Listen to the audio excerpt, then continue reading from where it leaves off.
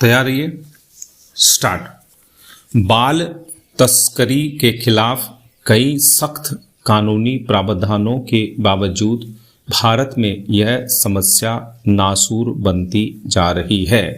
दिल्ली में सीबीआई की छापेमारी के दौरान अस्पताल से नवजात बच्चे चुराने वाले गिरोह के पर्दाफाश से फिर यह तथ्य उभरा है कि बच्चों के भविष्य से खिलवाड़ करने वालों में कानून का कोई खौफ नहीं है।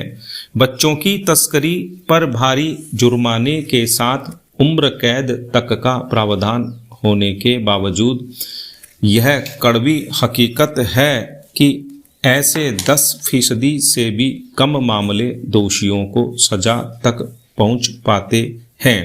मुकदमों की पैरवी सही तरीके से नहीं होने के कारण अपराधी बच निकलते हैं और वे फिर बाल तस्करी में लिप्त हो जाते हैं।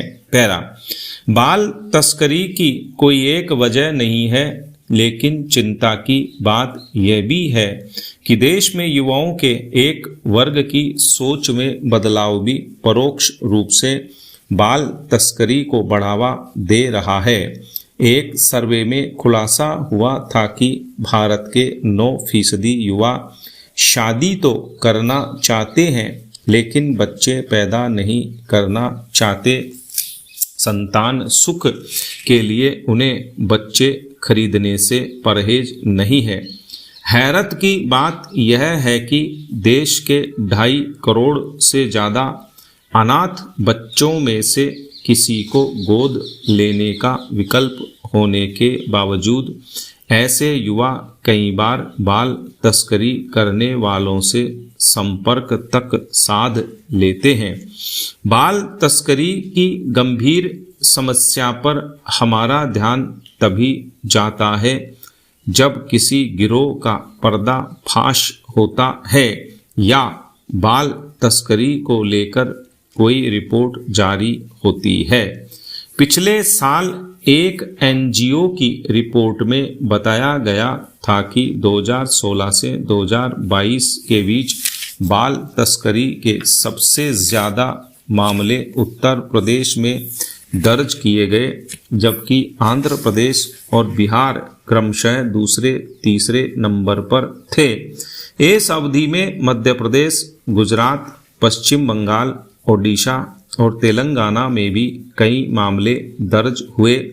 पिछले साल संसद में पेश राष्ट्रीय अपराध रिकॉर्ड ब्यूरो NCRB की रिपोर्ट के मुताबिक देश में 2021 में हर दिन औसतन 8 बच्चों की तस्करी हुई।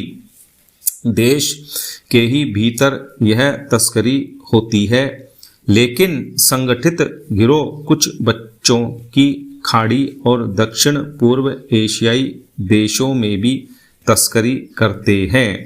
NCRB के मुताबिक 2019 से 2021 के बीच देश में 18 साल से कम उम्र की 2.51 लाख लड़कियां लापता हुईं।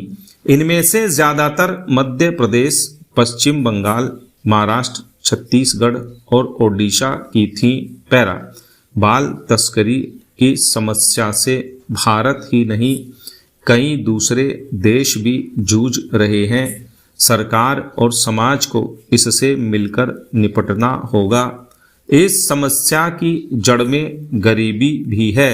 इसे ध्यान में रखते हुए ऐसी व्यावहारिक और ठोस नीति बनाई जानी चाहिए कि बाल तस्करी के समूल उन्मूलन की जमीन तैयार हो सके। स्टॉप।